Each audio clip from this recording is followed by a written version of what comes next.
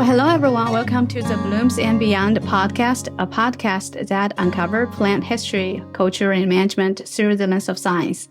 I'm your host, Ping. How's everyone doing today? I'm doing great because here I have a well-known researcher and a colleague of mine, Dr. James Faust, joining me today to talk about Botrytis Blight. James has years of research experience in floriculture physiology. In today's episode, we'll pick his brain as blight control on ornamental crops. So I don't want to steal any more thunder from our speaker today. Let's just jump right into it. Without further ado, here is my conversation with Dr. James Faust. I hope you enjoy it.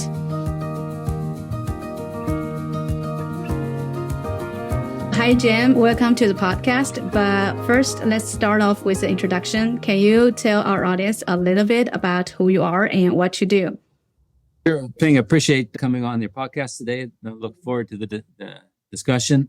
Yeah, I have been in floriculture my whole career. I graduated from college in the 80s and got a job in the greenhouse and just fell in love with that and have never gotten away. So I've had, been at a few different universities and had grower jobs and before that. And yeah, it's been a good career so far. Yeah, because I remember I met you at one of the AFE, the National Flora Forum meeting a couple of years ago back then when I was at grad school. And I also met your student, Melissa, at the same meeting. But what first sparked your interest in horticulture in general? Did you grow up as a nature kid, or is this something that stumped us through to this trajectory? Yeah. I think most people that get into horticulture have had some childhood experience. And I'm the same. My parents always had gardens. My dad had a vegetable garden, and my mother always had flowers around the house. And she would actually go out in the front yard and, disbud or deadhead the petunias. And she would count how many petunias she would deadhead. And she was very proud of the fact that, like every day she could go out there and take 200 flowers off. And so it was just kind of, I think all my siblings, I'm the only one that actually made a living growing plants, but we all have a passion for plants and gardening. Yeah. And speaking of the career, a lot of times we just had an episode on the potential or the opportunities in horticulture that never exist. People wouldn't think of so many different job opportunities that even exist for horticulture. All they think about is just to produce plants, but there are so many hidden job opportunities within horticulture. But with all those plants that you have worked with, that you have exposed to, even with your family linkage to the plants,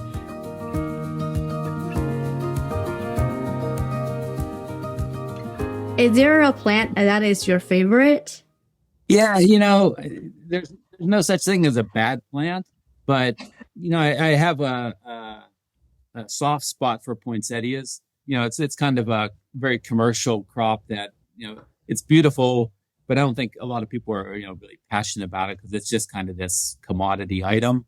And yet it's got to be one of the most interesting plants really in the world in the way it has really become domesticated. It has a storyline that is just unlike any other plant.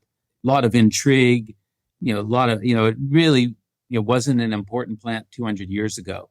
And then, Joel Poinsett brought the plant to the United States and it kind of, caught on a little bit, but it wasn't really until the 1900s, early 1900s, where it really became a commercial or a commercial success and became really associated with Christmas. And anyway, that journey is fascinating to me. I've been working on a book for a number of years, trying to communicate that story. It's hard finding time away from my day job to write a book, but I'm still hopeful that I can get this done before I retire because it's just a fantastic story.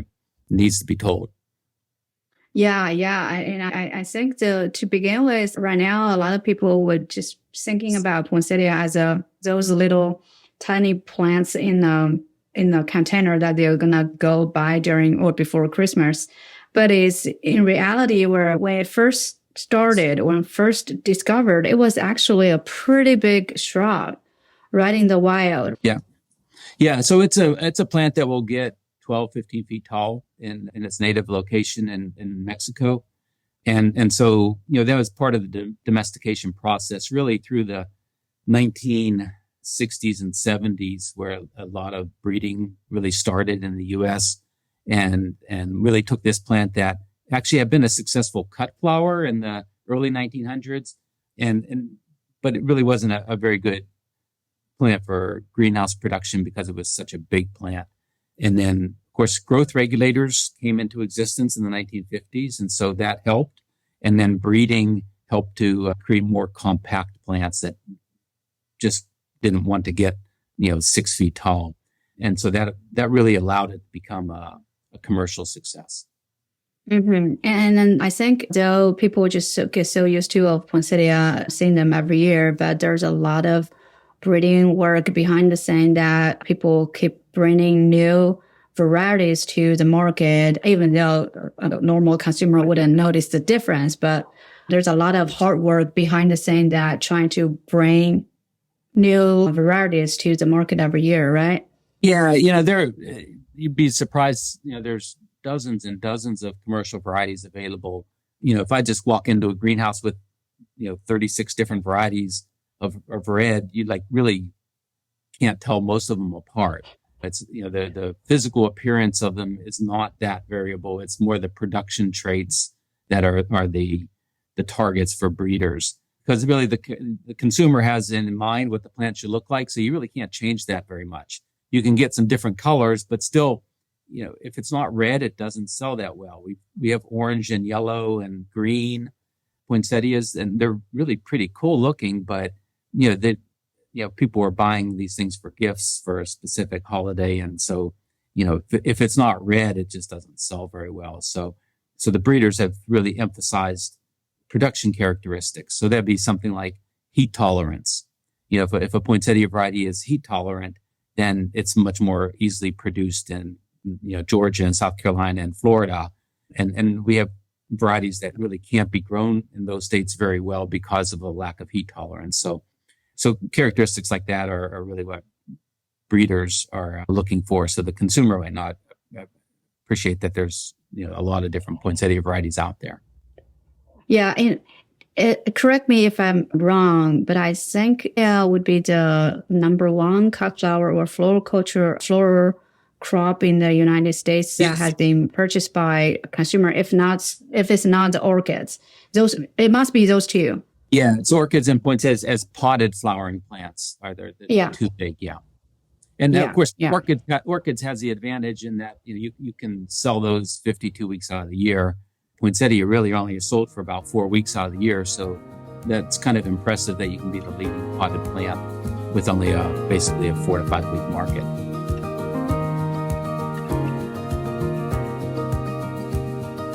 Yeah.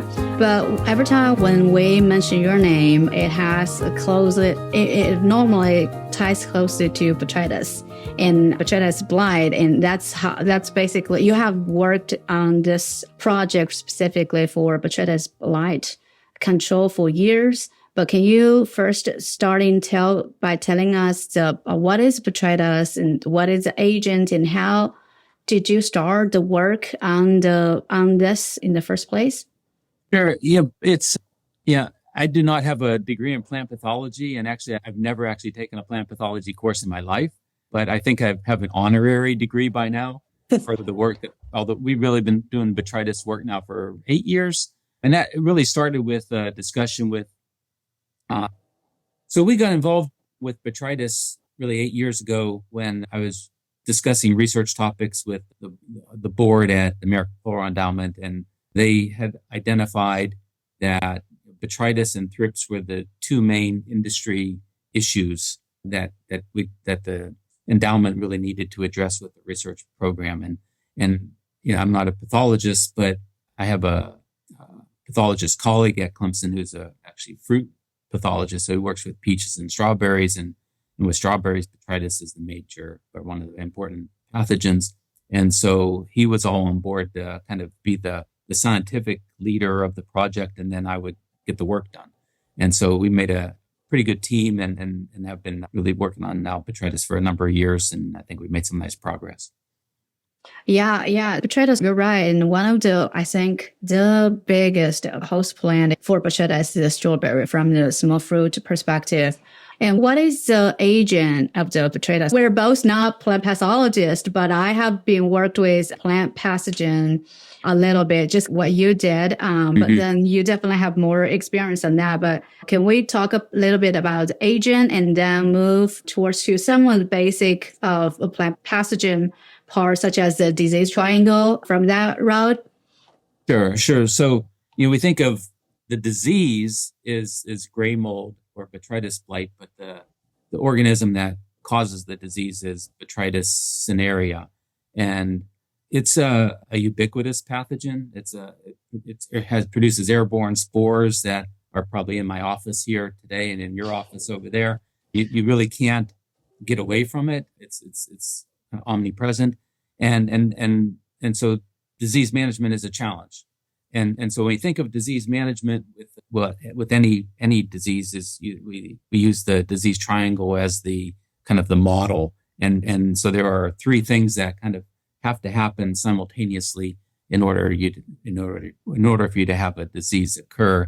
And that is, you have to have the host organism. And like I mentioned, botrytis is always going to be present. It can be, present in higher populations in some greenhouses, but it's always present. So you really can't exclude it. And an exclusion is, a means of control for a lot of organisms, but not for botrytis.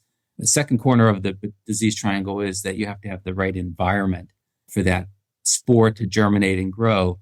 And botrytis requires it has a broad array of temperatures that it grows under, but ideally around 65 to 70 is the ideal temperature. But you'll even have, botrytis becoming a big problem in a box of flowers that's in a 40-degree cooler. So it takes longer at cool temperatures for it to grow, but it will grow at all temperatures. But high 60s, low 70s is kind of ideal. And you have to have high humidity or a period where the leaves stay wet or the tissue stays wet for a long period of time. So that's the conducive environment. And of course, in a greenhouse, we almost always have high humidity too. So, that is what makes it a bit challenging to control, because you have the disease present, you have the organism present, you have the environment. And, it's kind of funny. I talk about this all the time, and all of a sudden the third part of the triangle Host plant. skips from. Oh, thank you. Oh my gosh. Yep. So you have to have a susceptible host. And of course, with flowers in greenhouses, almost all flowers are susceptible. So that's a bit of a challenge. So you have a kind of a perfect storm in greenhouse environments. And that's why it's a problem in kind of every greenhouse on every crop, the floriculture crop. So yeah, that's why we never really get away from it, and we'll never really solve the problem, right? It's never going to go away. It's not like some diseases where eventually you kind of eradicate them. It's just always a problem. So the challenge you have is really to manage the situation, choosing varieties that have a bit more resistance. And that is, does work. But within every type of flower, there are going to be, some really sensitive varieties. Like with roses, the red varieties are pretty good. They're not that bad for resistance, but then you get some of the novel colors and then they're really weak. And of course, you just can't sell red roses. So you end up having to grow these varieties that are a bit weaker. Yeah. So you just really can't avoid having humid conditions in greenhouses. So this leads us to, some really having to traditionally or conventional approaches to do fungicide application on a preventative schedule. And of course, as we learned from IPM management, that we really don't like to do, preventative applications, because you end up with a lot of fungicide being applied. And some industries have approached this a little bit differently, like the strawberry industry in the Southeast has had a novel approach. They have basically, you can put a weather station into a field, and then that weather station measures when the environment is right for the spores to germinate, and actually then communicates to the grower electronically that now we're under a period of high risk. And then the grower can time their applications of fungicides to the actual need rather than doing a preventative program. Like instead of spraying every week, you actually just spray on them when there's actually a high risk. So that can, really reduce the number of applications of fungicides that one uses.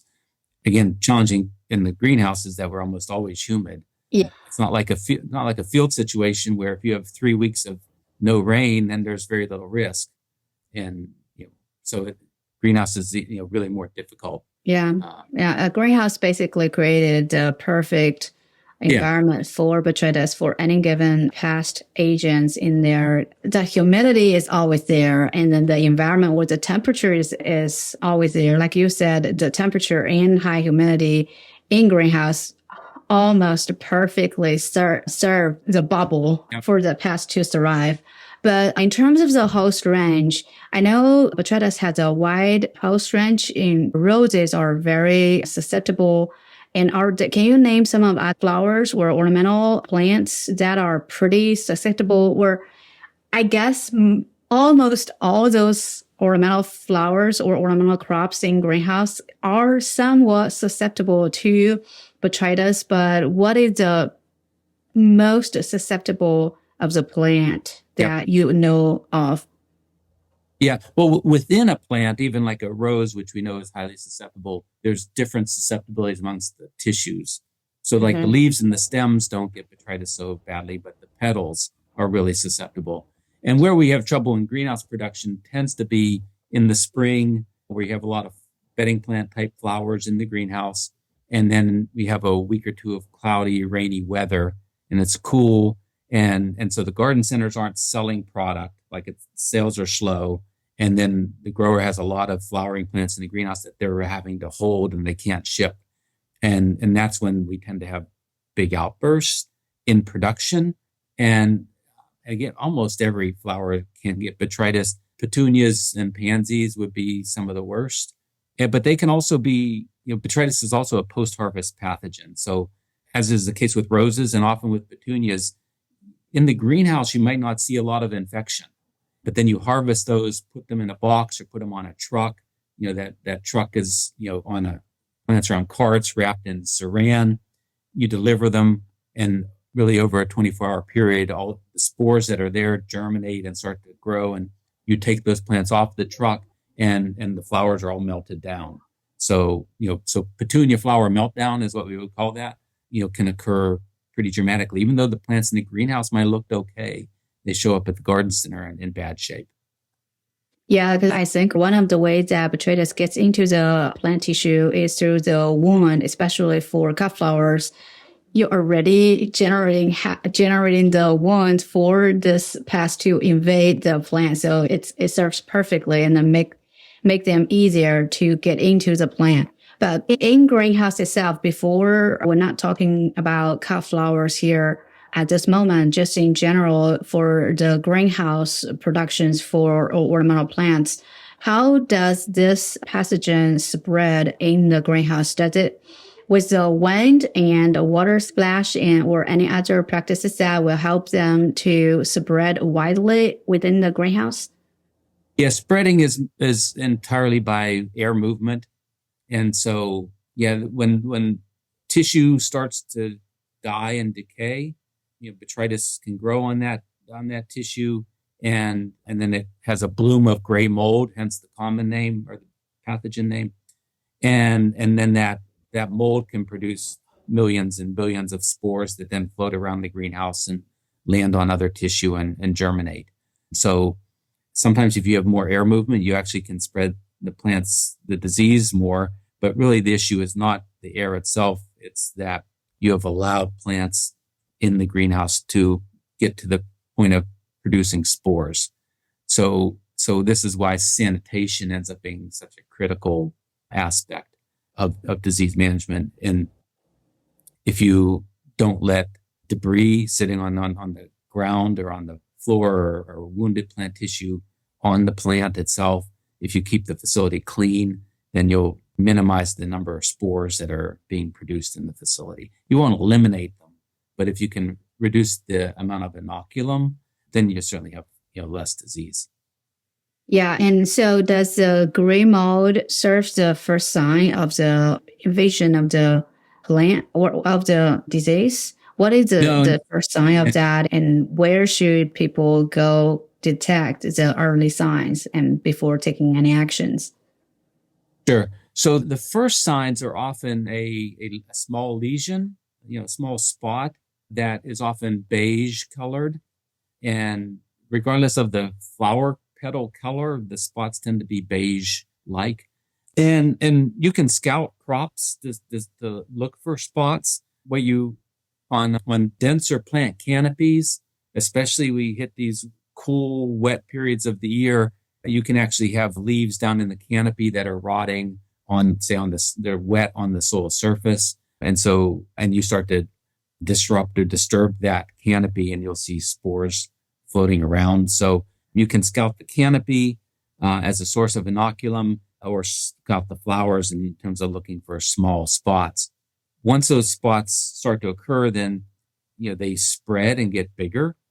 Botrytis is a necrotroph, meaning it actually devours and kills the cells as it goes along. So as it infects tissue, it's basically sucking out the goodies within the plant cells.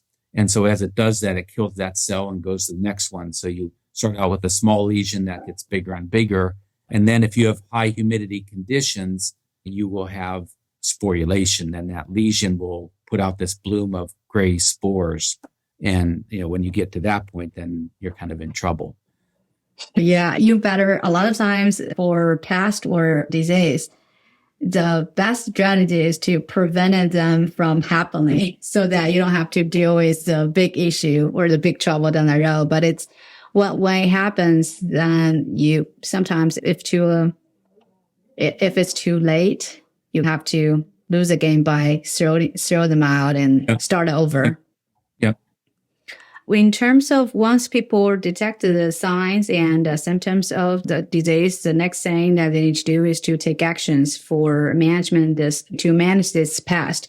And you briefly mentioned some of the traditional or the chemicals or chemistry that's basically the go-to tools for a lot of growers to manage disease. But you have worked a lot of research on the biorational products to control this pest, to control this disease specifically. Can you tell us what is the difference between the traditional chemicals versus biorational products, and what are some of the commonly used biorational products for floriculture? Yep. So if we go back, really, the first line of defense is always the environment. So if we can have a drier environment, that is always the best thing we can do. It's just sometimes we can't do that. So then the next line of defense traditionally has been chemical control. And we have chemicals that work, or fungicides that work really well against botrytis until botrytis develops resistance to those products. So fungicide resistance is a real problem with botrytis, because botrytis, it's interesting in that it doesn't have a sexual stage. So most organisms, you get mutation or changing you get changes in the genetics, and when you have genes mixed between two parents, and then you have a unique offspring.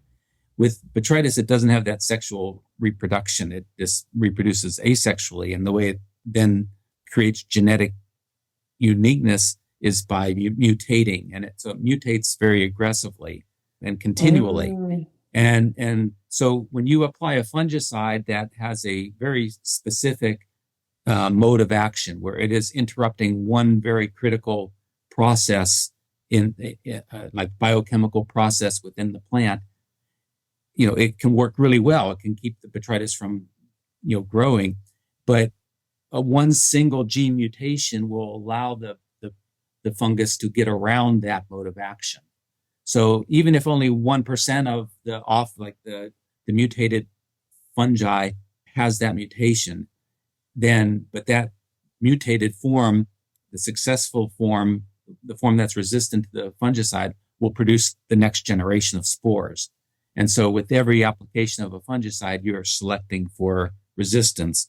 And when we really have a pretty limited number of products that work effectively for botrytis, growers have historically just, sprayed the same thing again and again. And as a result, we have more and more resistance to those products. And so again, if you have no resistance, fungicides we have are really, really good. The problem is, over time, there's more and more resistance develop.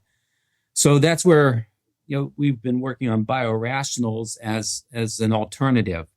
Really, the goal is not necessarily to not have chemical fungicide application, but to reduce the number of applications we're making so that if we can space out our chemical applications more, then the chemicals we have will last longer. If we just keep rotating the 3 or 4 products that work again and again, you're going to have resistance. So if we can interrupt those rotations with other products, and that, then you'll have less resistance to deal with. So biorationals is kind of an option. And by biorational, it's kind of a vague term. It almost means anything that's not a chemical, or it's a synthetic chemical. And so there's a lot of different products fall under that umbrella. What people often think of as biological products would be what I would call biocontrol agents.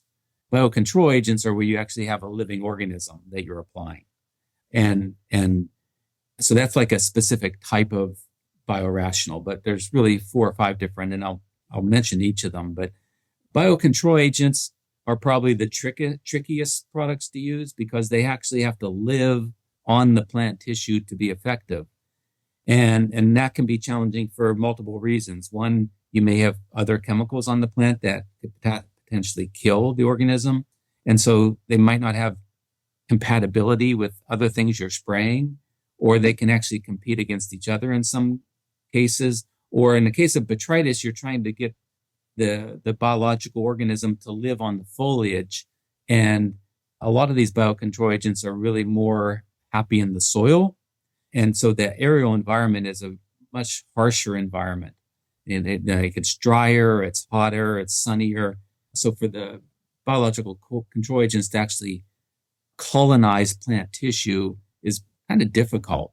And so our success with biocontrol agents is kind of limited.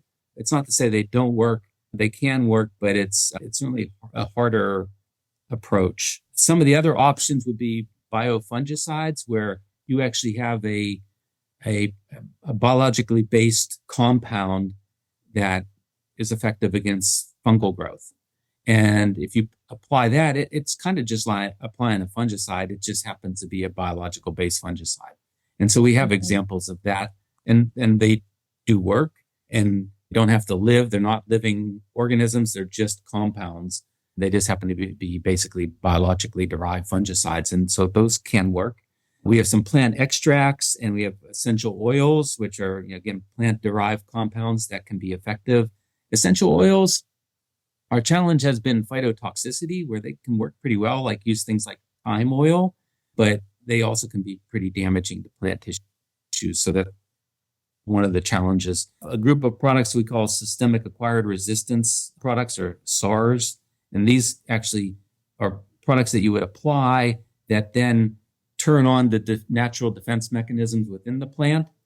And these are tricky to use. The thinking is that you don't immediately turn all these defense mechanism genes on immediately, so they can take a little bit of time to work. And then there's also a cost. Like if a plant is expending energy to turn on these defense mechanisms, there's a energy cost to that. And so that creates a challenge in that if you keep spraying these induced systemic acquired resistance compounds, then you're the plant has to keep turning on these mechanisms of defense, and that's taking some of the energy away from the plant. So there's a challenge. They can work for sure, but management is challenging. As you know, there's nothing easier than spraying a chemical, and it's just like insect control, same thing.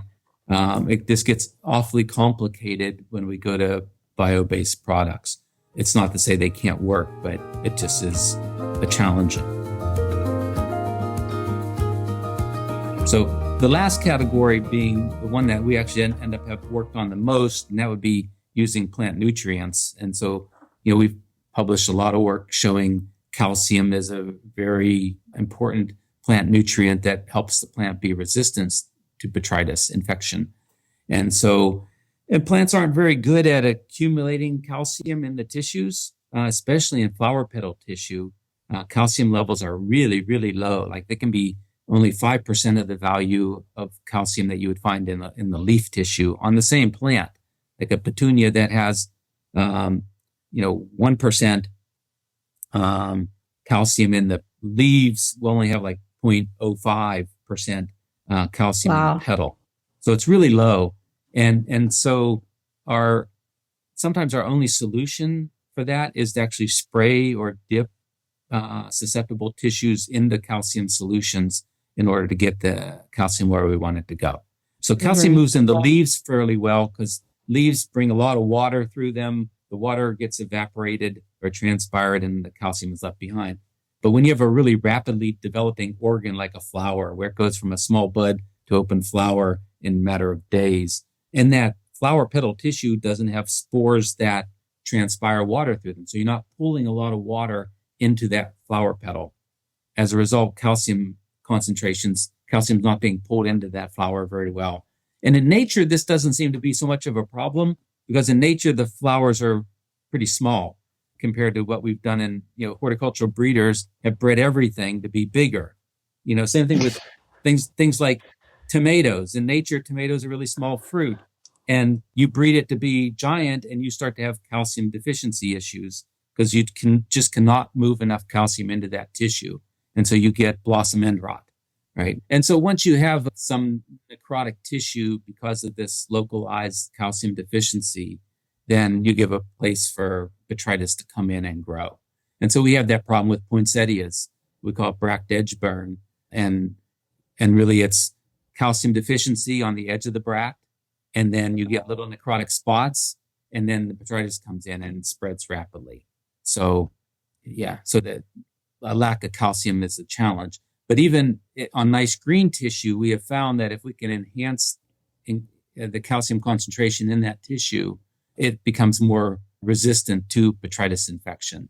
So what we think is primarily happening is, calcium is a vital part of cell walls. And so as you strengthen those cell walls, what the botrytis is trying to do is send its mycelia, like its little arms and legs or its roots kind of down in through the cells and it goes through the cell wall and sucks out the nutrients. And if you have a stronger cell wall, then the penetration of the fungus is not as good. So you just don't, even if you get a small lesion, it doesn't grow very well because the fungus is just not penetrating that stronger cell wall. So basically, to a certain extent, that the calcium is actually helping building a seeker to serve as a physical barrier for this pathogen to get into. But are there any other mechanisms that with the calcium that will actually help the disease control? Are there any other mechanisms that the calcium can serve besides the physical barrier? Yeah, and calcium is thought to be a signaling device of plant stress. And so, again, helps turn on defense mechanisms. So it's not clear which, there's several potential modes of action for calcium. It's really not entirely clear which is the most important, and it could be multiple things too. But the key is having more calcium in the plant tissue. Which method of the application for the calcium is the most effective for botrytis control? Because you did so many different trials or research on this. Are there any way that you find the most effective and, more importantly, cost effective? Yeah, so it depends on the crop. Like with cut flowers, we can dip the flowers into a calcium solution, and that works really well. And probably the majority of roses that you would buy in the store these days have been dipped into a calcium solution before they were exported out of South America. So dipping works really well. And we've tested sprays on roses and they do work, just not as effective. With the crops that a U.S. grower would be producing, but you really can't dip a tray of petunias. Like you can't pick it up and, right, just doesn't work. So sprays are kind of what we have. And so what you see growers do is basically do a weekly spray as a preventative application. And this actually started in the 90s when we had direct edge burns with poinsettia. The solution was just once you start getting color development on poinsettias, you just do a weekly spray of calcium. And we've seen that works pretty well with a lot of the spring crops that we grow. And so growers will tank mix calcium products with other sprays so that they're not actually doing an additional spray, but they'll be, if you're already spraying a growth regulator or a pesticide, you can mix calcium into those spray applications and then try to get a weekly application on. So the form of calcium that we recommend, probably what we think is the best, would be calcium chloride. You can apply calcium in different forms. For example, you do calcium nitrate, but we get better control in general with calcium chloride, and it's also quite inexpensive. We like to get the calcium up to at least 500 parts per million, and if not 1,000 parts per million. If you're doing a weekly application, 500 is, probably okay. With calcium chloride applications, weekly preventative applications really do make sense because it's just not very expensive to use. And you really want it on before the risk of botrytis is high. I know some growers that when they know weak cloudy weather is coming up and risk of botrytis is going to be high, they'll just make sure that they have preventative applications on the tissue because calcium is not mobilized in plants very well. So it really is like a surface coverage issue. So, you need to treat flowers as they're opening up, basically to protect them well. Having sprayed the foliage 2 weeks before doesn't help you that much. So you have to kind of protect the tissue that is most susceptible. So that's why, just kind of mixing in a calcium chloride into a tank mix can work quite well. And how many applications do you recommend them doing? Because do they start doing, like, from the preventative spraying perspective, I guess they'll do the normal scouting for many of the pests or disease that they have for the greenhouse. And once they detected any potential symptom, or even before, like you said, they predict the weather are going to change and that will increase the likelihood of the disease, and they'll start application. And throughout the whole process, for instance, like the poinsettias perspective or other or petunia, how many applications do they normally do on an average basis that you would recommend? Yeah, I mean, I know growers that just spray it every week. I mean, it's just that's just because it like I did a calculation once and it was like $2 per acre. There's no real cost to the material itself.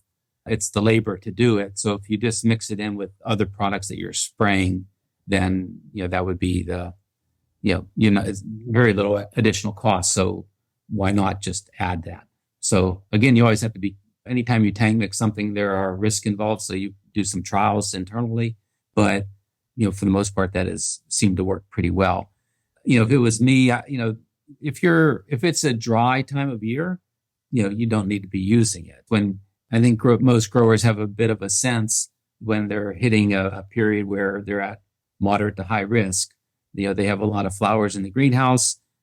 It's cloudy, wet weather coming up, cool weather. You're having condensation forming on the greenhouse and dripping on the plants at night. Those sorts of conditions are when it's ripe for botrytis infection. And so you need to be prepared, with, your fungicide tools lined up, but also calcium as one of the tools in your chest.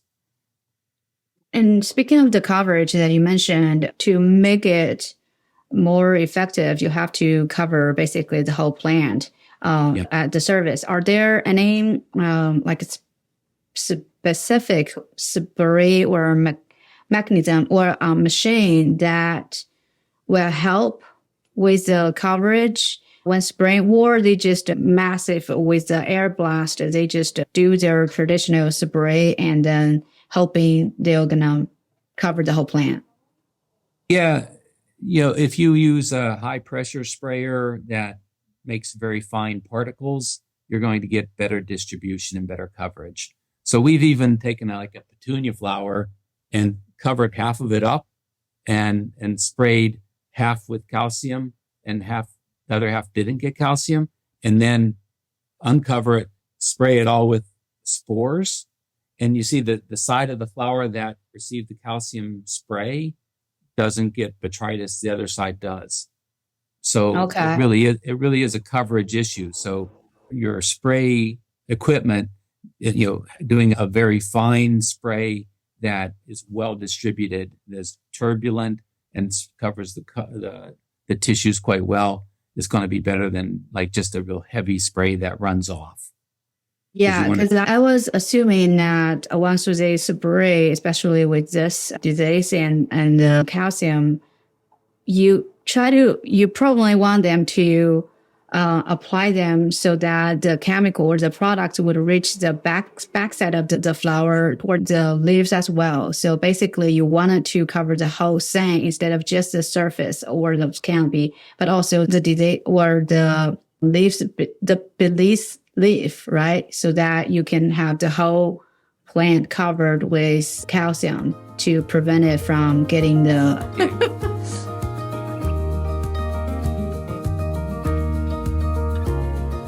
Yeah. And so what is the next excitement for your research and career? Well, we've got several projects going on. We actually are doing another pathology project that is kind of unique. It's mostly aimed at flowers that are in the aster family. There's a disease organism called Itersonilia, and it is causing some real problems with the cut flower growers of Gerbera daisy and chrysanthemum. Also can infect China aster, sunflowers. So there are small spots on the petals that are hardly noticeable in the greenhouse, but then you put those flowers into a box and ship them, and those spots can grow substantially and make the flowers unsellable. So it's an interesting organism because there's only ever been like 2 or 3 papers ever published on it, so we don't know very much about it. So we've been trying to understand what's going on. It's in a family of fungi that usually don't cause the plant diseases, so it also makes it kind of unique. So that's one project we're working on. We are working with unrooted cutting suppliers so these would be growers in Mexico and Central America that, ship poinsettia cuttings, impatiens, petunia cuttings, and trying to build a better package to ship the cuttings in. So, we have post-harvest related issues with cuttings, and that there's not a lot of temperature control during shipment. And as a consequence, cutting performance can be sometimes poor. We can get too cold, we can get too warm, we can get ethylene damage. And so the idea is if we can build a box that actually is more breathable so that gases like ethylene can accumulate and cause problems, because we've done some nice work this past semester showing what concentrations of ethylene really start to cause damage and how those concentrations are actually pretty common in commercial shipping boxes. And so we're trying to see if we can build a better box. So that's been an active project. We also have a project on post-harvest of domestically produced cut flowers. So this would be species that U.S. growers that are like specialty cut flower growers are producing that are not being produced in the international market. So we have been working a lot with zinnia and with dahlia, trying to improve the post-harvest longevity of those crops.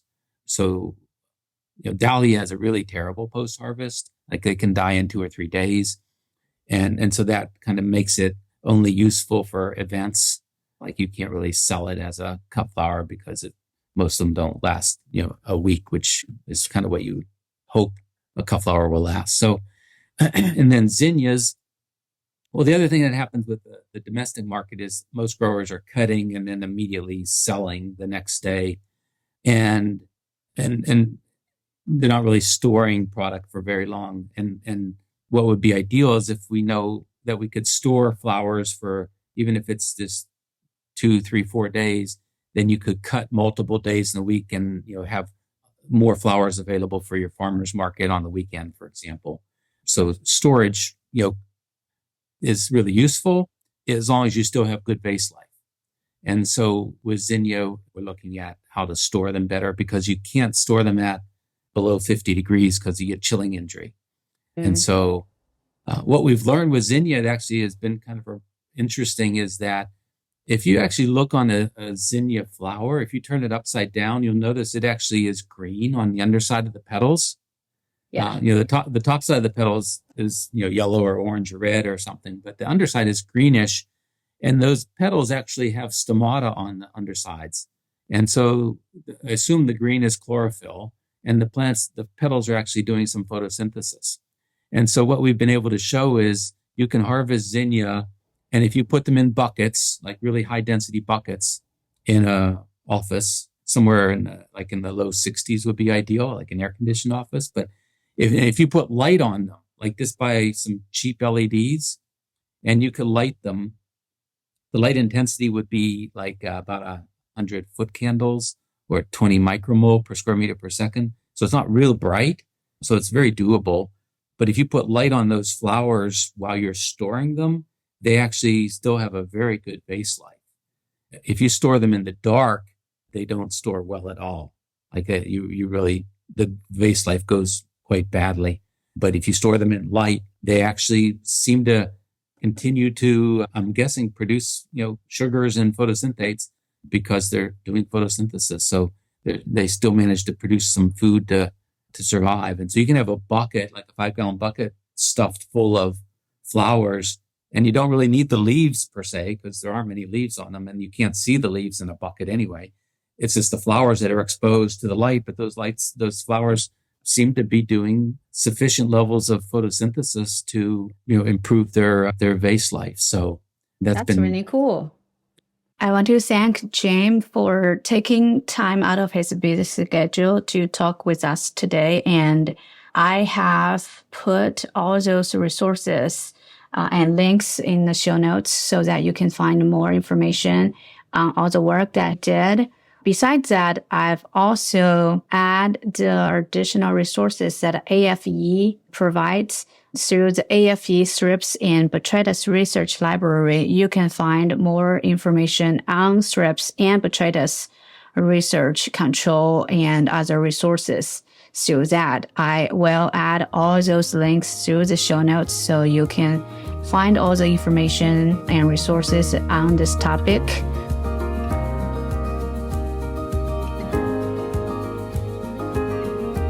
This episode in our first season is made possible through an educational grant from the American Floral Endowment, whose research priority helped shape the topics that are featured. To learn more about AFE and access their research and educational resources, visit their website at endowment.org. Conversation like this only happens when you support the show. For more information and find ways to support us, please go to bnbpod.com, bnbpod.com. If you like what you are hearing, spread the word and share this podcast with the people you love. Make sure you hit that subscription button and give a review for the podcast. And as always, go check out the show notes to learn more about this topic and other topics we featured on the show at bnbpod.com. Thank you for listening. Till the next time, stay healthy and go plants.